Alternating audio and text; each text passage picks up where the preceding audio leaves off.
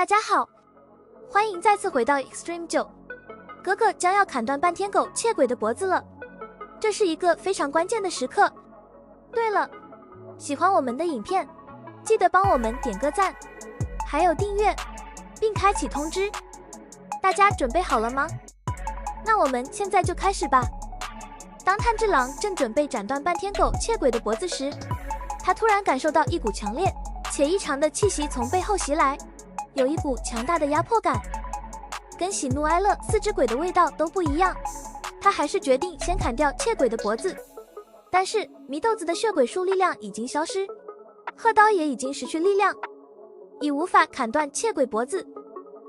炭治郎听到一声鼓声，攻击来了，瞬间爆炸声，从地上钻出了数条巨大的木龙怪兽。炭治郎差点被木龙咬，幸好祢豆子及时飞出救走炭治郎。祢豆子的手、小腿也被木龙咬断，但下一刻手脚又立即长出来了。此时炭治郎听到一个声音说：只会欺负弱小的败类，让人感到极为不悦，非常不开心。他说：可恶的大坏蛋们。炭治郎发抖地说：这是第6只鬼吗？炭治郎一闻喜怒哀乐，其他鬼的气味都消失了，但眼前这只鬼让他觉得强烈压迫感，感觉自己快要崩溃。而玄弥在一旁目睹了这一幕。正当炭治郎的日轮刀砍在窃鬼的脖子同时，感受到危险的窃鬼开始大喊大叫，察觉到本体已经陷入极度危险状态，激怒举起双手，在那一瞬间强行将可乐、空喜和哀绝的身体粉碎，仿佛被他捏碎般的吸收了。接着怒鬼的身体出现变化，最后形成了增之鬼，进化为增破天。增破天有了喜怒哀乐四只鬼的所有力量，合体后使自己的形态强化，变得更年轻，更具压迫感。增破天是半天狗最强大的分身，像一个大熔炉，是所有情绪混杂后的集合体。增破天身后背数个刻有增字的雷神太鼓，手持一个 S 型的鼓棒。他的外表像一个少年鬼，但性格极为丑陋。他是半天狗本性进一步扭曲和恶化的体现，会目空一切地做出各种恶行，声称伤害本体者皆为恶人，却对自己的罪行视而不见。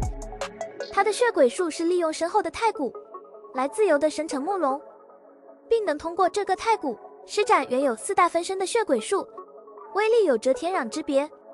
炭治郎感到呼吸困难，有强烈的压迫感，心脏很不舒服的感觉。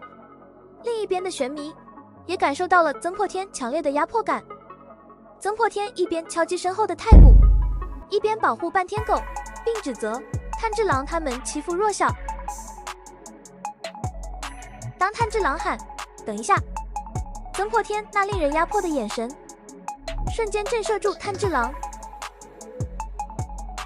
炭治郎紧握着刀，直问增破天为什么他们被视为坏蛋时，增破天回应说：因为他们欺负弱小，试图砍杀弱小窃鬼的存在，这种行为在他眼中是极其残忍和卑劣的。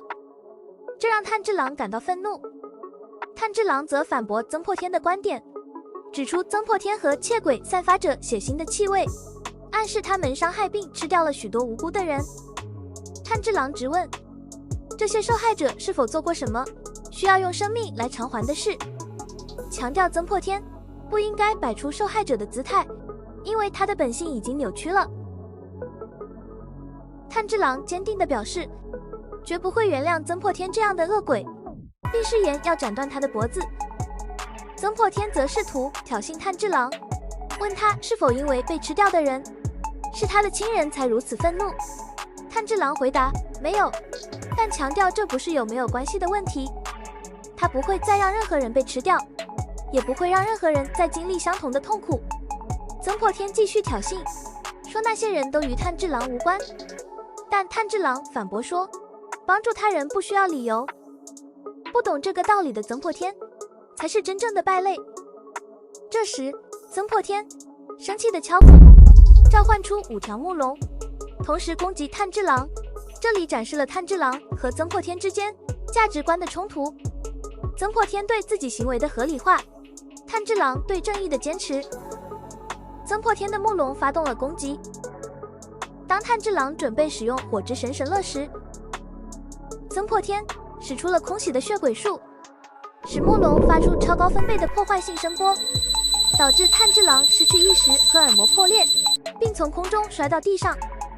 看到哥哥受伤，祢豆子非常激动，奋力对抗木龙。玄弥则拿出闪弹枪攻击木龙。炭治郎尽管耳膜破裂且头昏眼花，他仍凭借意志力站起来。曾破天再次敲击太鼓，使用可乐的团扇狂风攻击，造成地面出现巨大凹洞。炭治郎的脚也受伤了。曾破天继续攻击，召唤木龙，并使用激怒的血鬼术。木龙从口中释放雷电息障。炭治郎意识到曾破天能够使用四只鬼的所有血鬼术，因为曾破天是喜怒哀乐情绪的合体。炭治郎几乎没有时间使用呼吸术。曾破天的攻击力非常强大，使得炭治郎、祢豆子和玄弥都陷入了苦战。炭治郎意识到木龙的攻击即将来临，但感到自己似乎无法应对。他认为只要能拉开距离，或许还有应对的可能。然而，当曾破天再次敲鼓时，情况变得更为严峻。木龙不仅从嘴里生出更多木龙，而且它们的长度也在增加。这突如其来的变化中，炭治郎瞬间被木龙吞噬。祢豆子和玄弥都目睹了炭治郎被木龙吞噬的惊人一幕。炭治郎在木龙强烈的树枝压迫下，被压扁到几乎无法呼吸，陷入了极度绝望的情境。